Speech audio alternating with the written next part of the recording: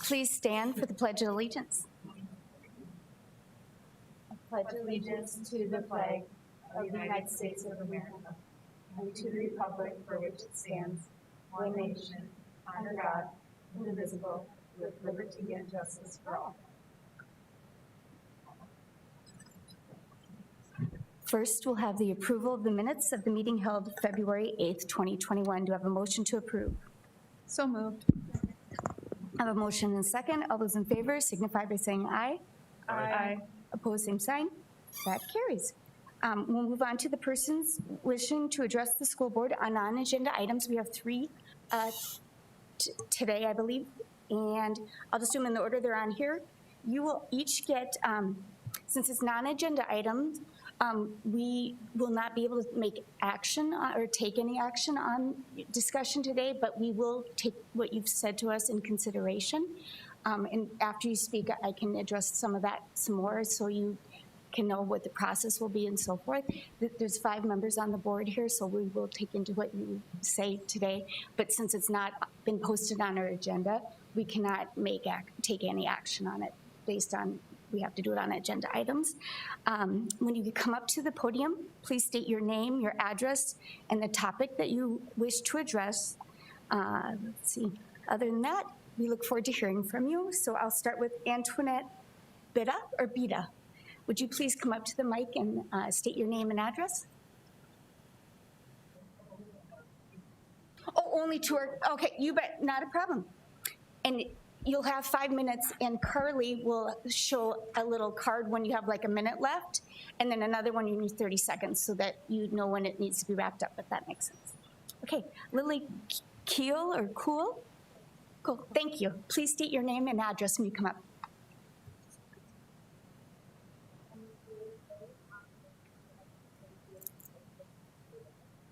I'm gonna have you stop and don't worry about the timing. We're gonna make sure that mic's all the way up for everybody. Thank you. Some of us have a hard time hearing. It's okay. All right, okay. Hi, my name is Lily Quill. I'm a current student at Roosevelt High School.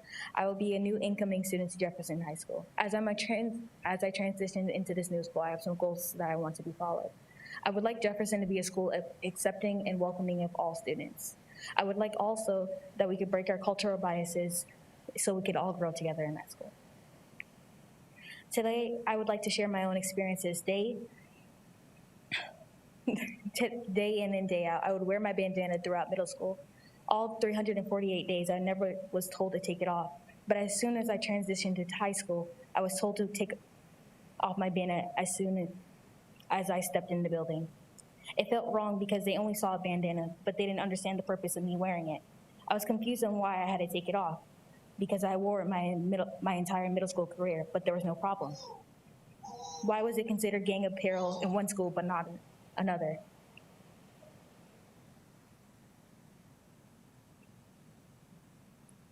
Another story of a student who faced discrimination because of their hair was Faith G, a current freshman at Roosevelt. When Faith was a student at Oscar Howe Elementary School, her hair was braided with beads on the end. She was told to take out the beads because they were distracting and that she would have to also take out her hair. In African cultures, beads are worn by people of highest authority. It was a status marker and represented beauty in the culture. So for a student to take off their hair because of a culture unknown, is it discrimination or is it just cultural assimilation? As a Black woman living in South Dakota, there's a limited amount of hairdressers that are able to do my hair. So growing up, I would wear a headscarf or a bandana to protect my hair from the harsh weather. So being told to take it off at school would be an embarrassment to me because I would try to protect my hair. What I'm asking for you guys today is to consider the dress code to be respectful to all cultures and to be accepting to all students. Thank you. Thank you very much. You did a great job, and I really appreciate you coming here. I know it's not hard to come and talk to adults and you're not familiar with, so I really appreciate that. Next, we have Abigail Turner. If you'd come up to the mic as well and state your name and address, please. Thank you. Hi, I'm Abigail Turner. I live at 5124 West Emmett Circle. Today, I would like to talk to you about the current dress code policies at the Sioux Falls School District, particularly focusing on headwear. The current goal at Roosevelt High School, as stated in the school planner, is to have RHS be a place where students feel comfortable with themselves and others. The policy also states that students cannot wear or carry head wraps, scarves, do-rags, headbands, bandanas, or other head apparel. This policy is consistent with the one at Lincoln High School, but inconsistent with the current policy at Washington. Washington's current policy states that students may not wear, carry, hang, or display hats, caps, bandanas, or other head apparel during the school day. But students may wear headbands, head wraps, and/or scarves as it relates to the student's customary country of origin, religious attire, or ethnic affinity. The reasons current administration has stated for not allowing head wraps, do-rags, or bonnets varies from admin to admin and student to student. Reasons have been gang affiliation, distracting from learning, and not being able to recognize students on cameras. However, this type of headwear is conventionally associated with Black students. In a year where all students have to wear masks to school, I feel that this has demonstrated how only having your hair covered can still make you identifiable, as we are still able to identify students who wear masks. What I'm asking for today is consistency. Consistency for students, consistency for teachers, and consistency between schools. Right now, students are receiving mixed messages on what is allowed and not allowed, as most teachers and administrators understand that head wraps, do-rags, or bonnets don't serve as distractions in the classroom, while others continue to penalize students for violating and varying policies throughout the district. We would like to see a district-wide policy change that is consistent with that of Washington's. Having these current policies sets a standard for students and what is deemed professional and acceptable. Without knowing, we are modeling for students to have implicit biases. We are sending a message that these types of wear are not appropriate or professional. This topic is not limited to only the school system. Earlier this month, I spoke with the South Dakota legislature about the need for passing the Senate Bill 90, a bill dedicated to recognizing hair discrimination in the workplace. I wanted the Black population of South Dakota to feel like they were being heard and that change is going to take place in the near future. While it was disheartening and frustrating to hear the senators choose to not have it passed, I still believe, as a district, we can take important steps forward to protect the school environments Black students are growing up in. Current policies at Roosevelt and Washington specifically ban head wraps and scarves unless worn for religious reasons. For Black women, head wraps are worn to both protect the hair, especially in South Dakota due to cold temperatures, and as a cultural significance. Head wraps have been worn by Black women since pre-colonial times. They represent marital status, family lineage, and social status. It is one of the few cultural pieces that enslaved Africans were able to bring with them. Many are decorated or colored to represent tribal status. This is a piece that is not necessarily religious, but cultural and should be accepted. I would like to share with you a personal story about when I wore a bonnet to school. It was the middle of my freshman year of high school. I woke up late and I did not have time to do my hair. I threw on a bonnet and went to school. I got to my first period class and my teacher asked to speak with me in the hall. She told me I needed to take off my bonnet because it wasn't allowed. I didn't feel comfortable taking it off because my hair wasn't done and I was afraid the students would make fun of me. I politely declined to take it off and she threatened to send me to the principal's office. I was a very shy freshman girl and I hated confrontation. So I took it off, went to the bathroom, and hid in the stall for the rest of first period and all of second and third. I called my best friend who was out of school that day. He came and picked me up in the back and took me home. My personal experiences navigating Roosevelt's dress code has created a less than pleasant learning environment, and I'm hoping that Black students in the district no longer need to worry about this on top of their out-of-school concerns. I would like to close with the following statement. The goal is to have RHS be a place where students feel comfortable with themselves and others. By allowing students to wear culturally appropriate headwear such as head wraps, do-rags, and bonnets, we are progressively moving forward towards acceptance and creating a community that includes and respects all cultures. Thank you. Thank you. Just before we move on to the rest of the agenda, I'd like to thank you, first of all, for attending and bringing this to our attention. We are elected as school board members to take all stakeholder input, and we really appreciate that. And I agree, you know, we need to look at this as the inconsistency alone is not fair, but also we need to get more input probably from community members, including students, on what needs to be changed. We have a policy committee that two of our board members are on, Kate Parker and Carly Ryder, but all of our emails are also on the district website. I see your two phone numbers on here, and if it's okay, maybe they could reach out to you and kind of follow up and get some more information on this to see what the next steps can be to look into this. So thank you very much. We'll talk after the meeting. Okay. Oh, she did sign up. Is that okay, Bev, if they're signed up? Perfect. Yeah, Antoinette? Yeah, thank you very much. Just, I don't know if you were here before, but just state your name and address when you come up to the mic and then start, and she'll show you when you have a minute left and 30 seconds, you get 5 minutes total, okay? Thank you. Hi, my name is Antoinette Bida. I live at 1109 North Advantage Avenue. I'm a student from Washington. I'm a junior, and I'm also one of the Black Student Union leaders. I didn't realize that Lincoln and Roosevelt had different policies regarding hair and just hair coverings and things like that. At Washington, we are allowed to wear bonnets, do-rags, and headscarves, but I don't think it's in the policy that we're allowed to or we aren't allowed to, but there are some teachers who ask people to remove it. There was a time where my friend was asked to remove her bonnet while we were eating during lunch, and the teacher was addressing her bonnet as a hat, even though a bonnet is something that many Black girls use to cover and protect their hair. So we were kind of alarmed at first when the teacher asked her to take it off, and we were confused on why he was even asking that. And when we tried to explain it, he was like, you can't wear hats in school, and forced her to remove it off anyways. When you walk through the halls at Washington, you can often see people wearing bonnets, do-rags, things like that, because it's not just something that they wear to protect their hair, but it also symbolizes them owning the fact that they have their natural hair and that they're taking care of it. Realizing that the other schools don't have something like that, and knowing that I've been in those moments, such as my friend or such as Abby had noted earlier, of being asked to remove it, it only makes me worry about how those type of students could feel at a school where they can't wear something like that, where they could go to school in fear for being asked to remove it and having their hair in a style that they wouldn't want it to necessarily be seen in. I tend to view bonnets as a way some people would see a messy bun. Whenever my hair isn't perfectly done the right way, I'll throw a bonnet over it and I'll go to school just like that, because at the same time, it's still protecting my hair.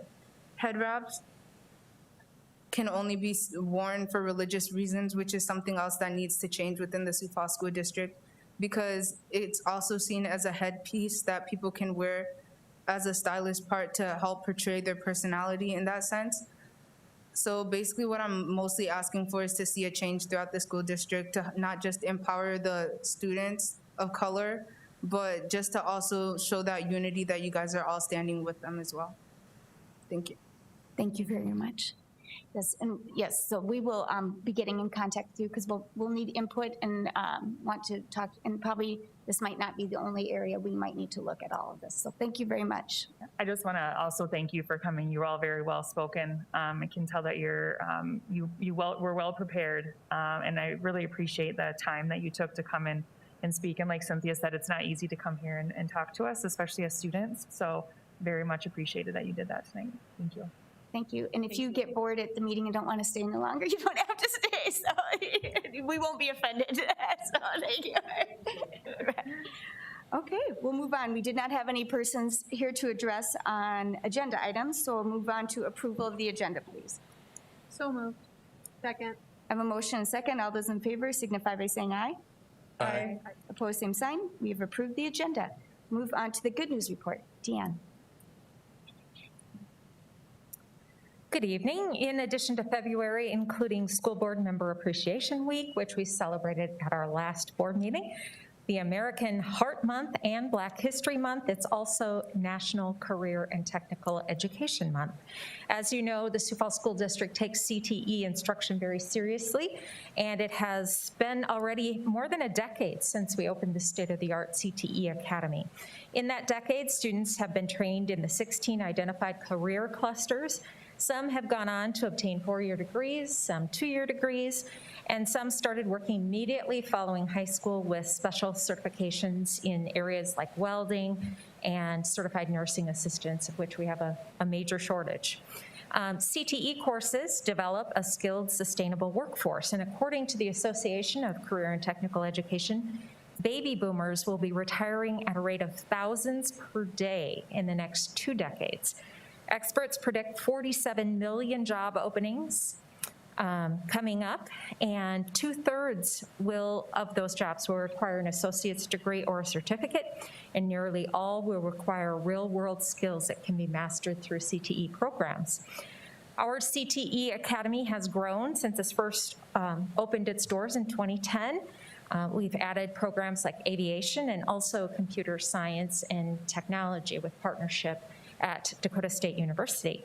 Tonight, we wanted to showcase the career science and technical and technology area.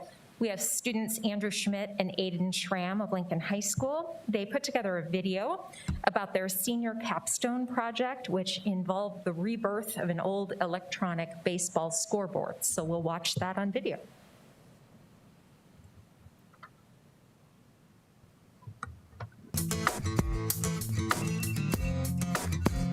Hi, I'm Aiden Schramm. I'm a senior at Lincoln High School. Hi, I'm Andrew Schmidt. I'm also a senior at Lincoln High School.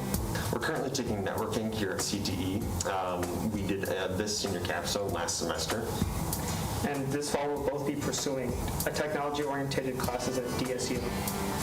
And this is a Daktronics baseball scoreboard. The original version of the scoreboard lacked convenience and a method of control, so we created a web interface for controlling the scoreboard. We utilized a variety of technologies and programming languages. So this is an Arduino. It is directly interfacing with the scoreboard, and this is a Raspberry Pi. This is receiving commands via the web interface and forwards them back to the Arduino. The web framework uses Python. The web appearance and functionality uses HTML, CSS, and JavaScript. The Arduino uses a code called processing. Our future plans is changing the appearance of the web interface, adding a timing function, adding a function that allows us to work as a calendar, adding physical buttons, and infrared to allow us to control it with a remote. Through the knowledge obtained through our instruction at CTE, in addition to our own intrinsic knowledge of technology-related things, we were able to realize our project with all our existing skills and that which we learned through researching and working on this project. Thank you for your time and allowing us to share our project.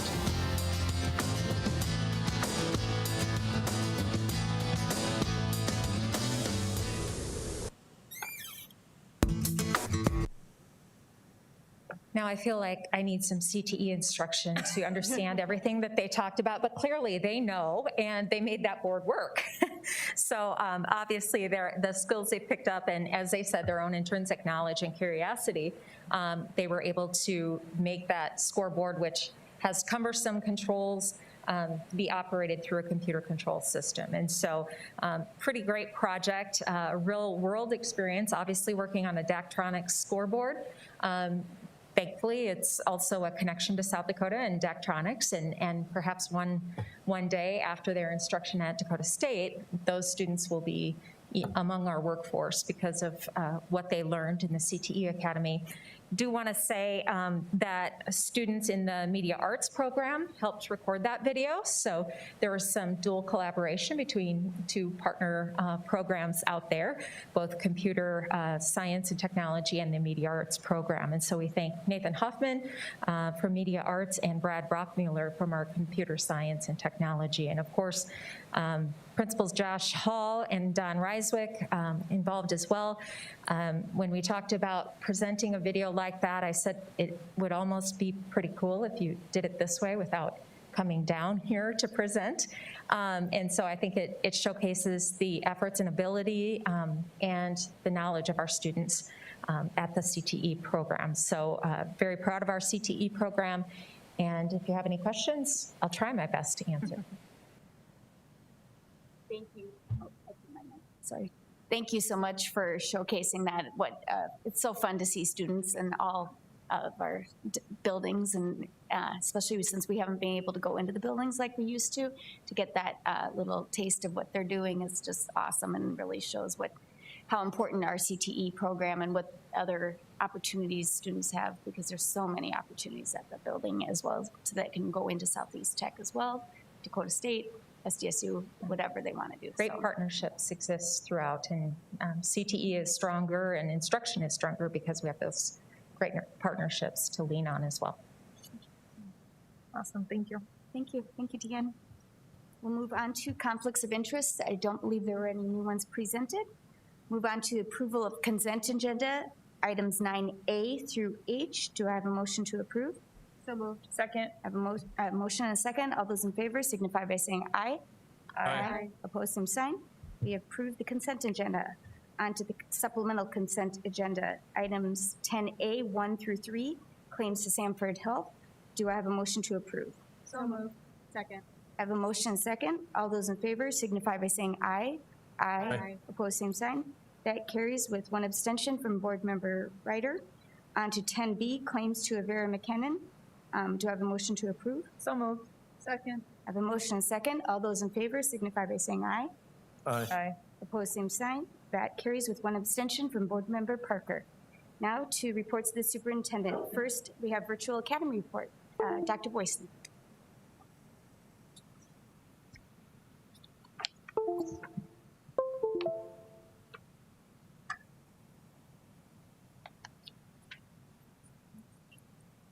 All right, good evening. Tonight, I bring you the report on the Virtual Academy. And the Virtual Academy was created last year to provide alternate education for students impacted by COVID-19. And so tonight, we're going to give you an update of where we're at and where we're going with that. And if you think about all the things we do, they follow our strategic plan. And the Virtual Academy falls under District Priority 1, Student Outcomes, and Priority Statement 1, provide a rigorous, effective, and engaging curriculum and instruction for all students in emphasizing growth and reduce that achievement gap.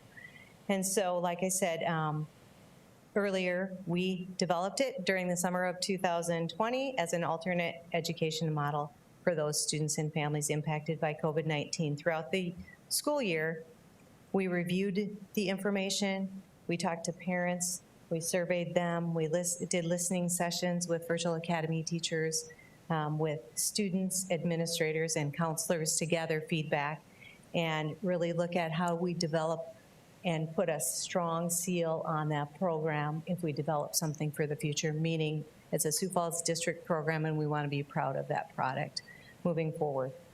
And so first we'll share some information that we collected, and then we'll go into the plans for next year. So if we look at student enrollment, in the fall, we started with 2,568 students, and you can see that breakdown by level. Then we gathered the information in November to see how our enrollment was maintaining, because we know that as people signed up for Virtual Academy, they expected it to be more like the remote learning. We did that emergency learning the last 9 weeks of the spring of 2020, but it isn't. Virtual Academy is a rigorous program. Students have to be engaged daily and be in control of their learning because they are in charge of that learning. So the numbers dropped into November. We gained a few in high school, but at elementary and middle school, those numbers dropped. Then the end of the semester, you can see where we ended, the end of first semester, 2,125 students total. And then we looked at rolling into second semester, those numbers. And as of last week, we're at 1,966 students in our Virtual Academy, and the breakdown by level. So then we surveyed the families in November and to collect information regarding academic support, curriculum satisfaction, and interest in a Virtual Academy option moving forward for the Sioux Falls School District. And the first question we asked was, were you satisfied with that academic support for your child? And you can see 78% of the elementary families were satisfied, 65% at middle school, and 78% at high school. And then we asked, how about the curriculum? What'd you think of the curriculum, knowing that we really were trying to find that right match for families, but again, it's different because it's online learning. And online learning, you're in charge of that. You have to take initiative. You have to have a certain level of reading. You have to be able to communicate with your teacher in writing and or reach out if you're struggling. So it is different learning. At elementary, 54% of the families were satisfied with the curriculum, 62% at middle school, and 77% at high school. Again, the more you're able to access that information, you know, it's reading to learn versus learning to read, that whole piece. So you can see the differences there with the levels. And then the last one, parents, we asked the question, are you interested in a virtual academy option for next year? And the total respondents in this survey, it was about 50% of the people that were enrolled in virtual academy. So out of that 50%, 294 elementary families were interested, 224 middle school, and 256 high school families. So then we looked at that academic progress. We reviewed that at the end of the first semester to ensure students were learning at high levels in that course progression, attaining credits for high school. The review of the students' grades and credits at the end of the first semester listed here do not include the 682 students that were pulled back because they weren't making progress, they weren't doing their work. So the numbers here on the screen show that 33% of our students in elementary for the English language arts did not attain expected grade level standard, and 31% of the elementary students did not obtain those standards for math. And so that's out of those students that were currently still enrolled at the end of the first semester. And then middle school, 50% of our students did not receive a passing grade in ELA and 56 in math. And then high school, 63% of our students enrolled in the Virtual Academy did not obtain credits to move forward with their grade level cohort or stay on pace. And so that really gives us pause and concern because we want what's best for the kids and to make sure that they're moving ahead with that curriculum and that knowledge to jump back in next year as they move forward. So we used all this information to develop the Virtual Academy for the fall of 2021. And when we looked at that and the feedback offered, we're gonna offer Virtual Academy for students grades 3 through 8. And knowing K-1-2 really need those strong foundational skills and to be able to read and write at a certain level to access the information. And at high school, they have many different models that they can use within the high school that is a blended learning format where they are in class a couple days a week and then they're out of class on those other days. And so they have a model in place to help support that type of a virtual option for high school students. But at 3 through 8, we'll do a Virtual Academy like we have this year, and I'll run through the differences there. But again, using the feedback from all the different, the parents, the teachers, the counselors, the concern for students being able to move forward with their cohort, we wanted to make sure we had accountability measures and flexibility for families. So it's a tuition-free option for families. We're gonna utilize the Sioux Falls District curriculum with our teachers, and that's different. We used Calvert for elementary and we used Edmentum courseware for middle school, but we're gonna use the Sioux Falls District curriculum, which allows if a student chooses Virtual Academy for next year, they will use our curriculum with our teachers, more intense support from our teachers and contact. But then if they decide to jump back into the in-house learning, they'll be right where they need to be. And so that was very important when we talked to teachers, families, and counselors and admin. And then teachers will be available Monday through Friday, 8 to 4, which they currently are, but they'll host those synchronous learning lessons. They'll make consistent contacts with students and families and respond to questions, give feedback, and provide guidance. And teachers will also monitor their success. And the curriculum is aligned with that current grading window. Students will be graded on work assigned within that grading period, but they will be given on the beginning of the week, this is what you need to have done by Sunday. and that's to stay on pace. And if those aren't met, they'll be pulled back. So enrollment into the virtual academy, that will start tomorrow. Our application will open up at 8 o'clock tomorrow. It'll be online. It'll be open for a month. And so families who are interested for virtual academy for the 21-22 school year can fill out that application. And there is enrollment criteria, where last year we did not have that due to the pandemic, but this year they will have to meet criteria to be allowed to participate in the virtual academy. So they have to be within our Sioux Falls district boundaries or currently open enrolled to one of our schools. They have to have internet connectivity. We give the NWA map in reading and math to students in grades kindergarten through 8th grade, so 3rd through 8th have those scores. So they have to be at the 40th percentile or higher in both reading and math. If they're an EL student, they have to have a WIDA reading score of a 4.0. And if they were enrolled in the virtual academy this year, they have to have demonstrated consistent engagement, adequate progress, and course completion. And if they meet those criteria, then they can be in the virtual academy for next year. And the curriculum we talked about, the curriculum, they will use the Sioux Falls District curriculum supported by certified and experienced teachers. We'll have embedded supports with that online curriculum. Students will engage in their online courses, including virtual class meetings, independent learning activities, and each course has weekly deadlines for assignment completion. They can participate in before and after school activities that are provided by their home attendance center. And if they're in 8th grade and they take that high school courses, they have to follow those guidelines according to those high school courses too.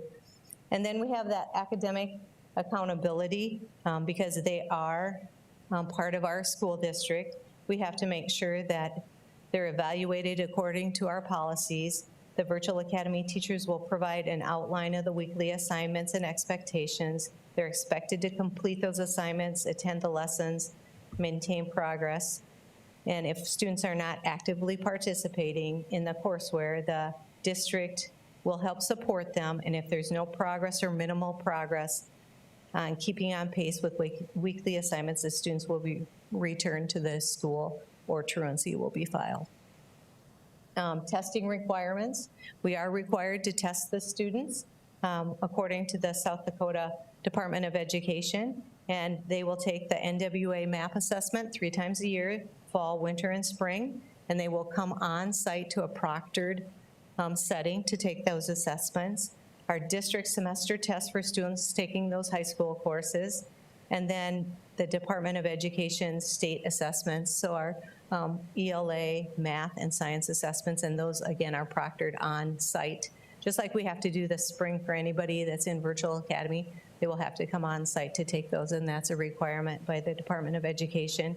Any special education assessments that need to be done will be done on our district site, and then the WIDA access testing also, and those are required to be a part of the virtual academy. And then school-sponsored extracurricular activities and classes at elementary. If they would like to participate in band and orchestra, they can, coming into the building to do that. Middle school, same thing, band, choir, orchestra, or that's those activities at 7th and 8th grade. And so with that, I would stand by for any questions and ask that you acknowledge the Virtual Academy Board report. Thank you. For clarification, you stated that internet connectivity is a requirement, but we do work with families if they do not have that, so that if that is not in their home, we will work with them to make sure that they have those things. That's correct. For the public, I would like to make them aware. First, love what these changes. I know we kind of had to come up with a plan very quickly for this school year, so maybe it wasn't a perfect plan, but it was a plan to help accommodate families, especially with health concerns and so forth. And I think you took input, you learned from what we were doing and have made a better plan going forward. I think our our product, our degrees, our students have to meet our standards, and some of these things weren't. And so that is why these changes are being made, and I think these are good changes to do that. What is great to me is I love seeing the percentages of academic support, something we actually controlled in-house. That was very high. Yes. And that what we're changing is the curriculum, and I think our curriculum is amazing, so I'm glad we're going to be using the Sioux Falls School District curriculum, because I think we can better control then how that is taught, how that is monitored, and so forth within the district. So thank you for all that. I was concerned with the, certainly with the middle school reports, and seeing the, well, just the kids weren't passing their classes. So I was glad to read further that we were going to go with our own curriculum, as Cynthia said, and using our teachers and our supports. And I feel much more comfortable now having our students between the, those grades 3 through 8 with that. But it was a concern of mine when I first read the report. But it seems like we've heard and listened to everybody and taken that all into account. So glad to see this moving forward. I think some of our highest risk kids academically that we've talked numerous times about are those K1 and 2 kids. And so it's really sad to see the number of students in that. And I know you didn't break it down by that grade, but I know for some parents that they didn't want to send their kids to school, and we all had fears this fall. And so maybe people didn't understand the commitment that they were making, but we are all working so hard to get all of our kids who are in school to be at level by 3rd grade. And so it's really disheartening to see now the students who maybe are going to need a lot more extra help because of the decision to do the virtual academy. So I fully support really making sure that we get those kids in person, because they need that social interaction. They need that academic instruction by a teacher who is skilled and has multiple techniques that they can utilize to try to engage that student. And so I'm glad to see that. And I knew as having a high school student, my daughter has taken a couple different online classes while also taking classes at Lincoln. And so I agree, we have options that are great for students. They can take an online class and sit in the building if they want to, or they can take an online class and sit at home. And so I think that there is a really good mix of options available to our students that will work well for that age group too. And so I agree. I like the sticking to what we know. What we've worked so hard on is our curriculum here. And so that's really going to be a gift to the families who choose to do that next year. And having that synchronous learning, I think, will be very helpful as well. So really positive changes. And I appreciate the families who gave the feedback, because without their honest feedback, we wouldn't know what changes to make or what needed to be done. So, sometimes people get surveys and they're like, it's another survey, but this really does help us as a district guide what our offerings are for the next year. So I'm assuming that Deanne will have something go out tonight about registration for the next month. So Yep, we're going to put it out Wednesday morning. Okay. I mean, it'll be in district dialogue tonight, but then we'll put it out Wednesday morning. We'll do a few field tests with that app, but it looks really good. The application is simple, but again, it's an application, and then at the end of March, we'll run that and compare it against the entrance criteria. Sure. And notify families. Thank you very much. And I think to circle back on a report we just had on summer school options that we're offering, especially for our younger elementary kids, that's an opportunity for us to help those students to catch up, especially if they were not able to succeed in the virtual academy or in our buildings as well due to being on quarantine or whatever, too, so that we can help those children get to where they need to be on that. So thank you so much. Any other questions or comments for Dr. Grayson? Seeing none, do I have a motion to acknowledge the administrative report on the virtual academy for 21-22 school year? Second. I have a motion second. All those in favor signify by saying aye. Aye. Opposed, same sign. That is acknowledged. Now, Todd, on legislative update, please.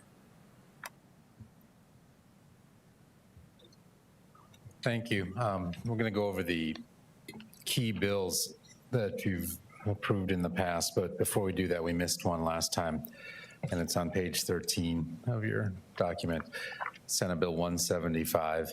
It It's a cleanup bill dealing with certain eligibility requirements for the Partners in Education Tax Credit Program. Now, we've opposed the bills establishing this and trying to increase it, but this is really just a cleanup. It shouldn't affect it, so we just say no position on that bill. So that was a new one, the only new one, and it's because we missed it last time. So just on the key bills, we have 9 key bills that the board has approved. To date, 5 have died. Of those, we opposed 4 of them, and we wanted an amendment on 1 of them before we would support it. So I guess success rate is 4.5 out of 5 on those key bills that have already been disposed of. So the bills that are left, House Bill 1108, that's on page 4 of your bigger document. That's the playing of honor songs at graduation. We oppose it. It's scheduled for hearing in House State Affairs on Wednesday. So, by Thursday, they have to clear the House of Origin. So pretty much if they don't get out this week of their original House, they're gonna have to act on them. So they won't be delayed anymore. House Bill 1217, we also opposed. It's promote continued fairness in women's sports is what it's titled. That was up today, but I haven't heard from our lobby. It's not on the internet, or it's not on the internet yet, and I haven't heard from our lobbyist on what happened on that bill yet. So that was up in committee today in House State Affairs. A bill we support, Senate Bill 49, that's the governor's proposed 2.4% funding bill. That got out of, was in Senate. It's a Senate bill. It was in Senate appropriations. They moved it on to joint appropriations. So those appropriations bills are a little different than your regular typical bills. So that has been waiting to be heard in Joint Appropriations Committee. And then we talked about 175 being a new bill, but not key. Then the other key bill is Senate Bill 177. That is the homeschool bill that passed the Senate. We oppose that. It passed the Senate 21-14. It's been assigned to House State Affairs because they've got to get the House of Origin bills out this week, probably be scheduled for a hearing sometime next week, but we don't know when that is yet. So unless there's any questions, I'd just ask you to approve the 1 position and then acknowledge the report on the key bills. We have a motion to approve the 1 position and acknowledge the update, the legislative update. So moved. Second. I have a motion and a second. All those in favor signify by saying aye. Aye. Opposed, same sign. That is approved. Thank Can I you. just make a quick comment? Yes. I'm just thinking about the report that Dr. Boyson just gave about the lack of accountability. And we have our students who chose to do virtual academy and still struggled, even though they were signing up for something that they were saying they had the support to do and they were given the curriculum to do so. And so I just my comment is that this bill seems very similar to that type of a setup where we're not having any accountability for those students, and parents could very easily sign their child up to be homeschooled and then not take the commitment seriously to actually get those children an education. And for some of these kids, it's not even just the education, it's the food that they need at school, it's the supervisory or supervision from a teacher or a counselor or a principal to notice that there's just not something that's not right. And I have friends that homeschool and do a phenomenal job. And so this is not a knock on homeschool people. It's the people who don't do it well or don't take it serious. And as we looked at our numbers today, and we see how many of our own students who we were providing the information to struggled to succeed, it's very scary to think about what would happen if we just allowed people to make that decision with no curriculum and no support to be on their own and expecting their children to succeed at any grade level. So just my probably more than 2 cents, but I think that was an interesting juxtaposition of one report to the next. So thanks. Good point. Very good, Carly. On to appointing the board members, school board to Board of Equalization. Were there going to be some changes? Because then we can just do that here because I heard you two talking. So Bev nicely put up a little agenda for us for this Board of Equalization for March. Do I have an amendment to that? Or- Nan is going to take over Friday, 9 to noon. And then are you taking one of hers, or is that the only? No, I change? hate to take them away from her, so. So do I have a motion to approve the Board of Equalization? Oh, let's vote on the amendment first. So first, do I have a motion? We have that motion. Do I have a second on the amendment to add Nan Baker and remove Todd Tolke from the? Thank you very much. Motion second. All those in favor signify by saying aye. Aye. Aye. Opposed, same sign. Now to the full slate, new updated slate of equalization. Do I have a motion to approve? So moved. Second. I have a motion second. All those in favor signify by saying aye. Aye. Opposed, same sign. That is approved. Anything else for the good of the board or meeting? Just March 8th is going to be Teacher of the Year announcement, and we have some different dates coming up for our work sessions based upon budget, so just be watching our website for those dates so that you make sure you have those correct if you would want to attend those. So thank you very much. And do I have a motion to adjourn? So moved. Second. I have a motion and a second. All those in favor signify by saying aye. Aye. Opposed, same sign. We are adjourned. Thank you.